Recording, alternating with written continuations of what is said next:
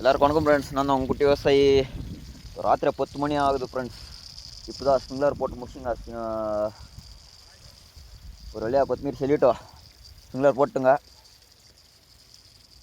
என்ன நினைக்க இத்தனை கஷ்டம் உள்ளது. ராத்திரி 10 மணி வேலை பண்ணினோம். பொய் போடிச்சு போய்க்குது பாருங்க. பொய் போடிச்சு. இப்போ வேஸ்ட்டாக தண்ணி பாருங்கள் எப்படி போய்க்குதோ. இவ்வளோ கஷ்டம் இருந்தோ ஸ்ப்ரிங்க்லர் போட்டோம்.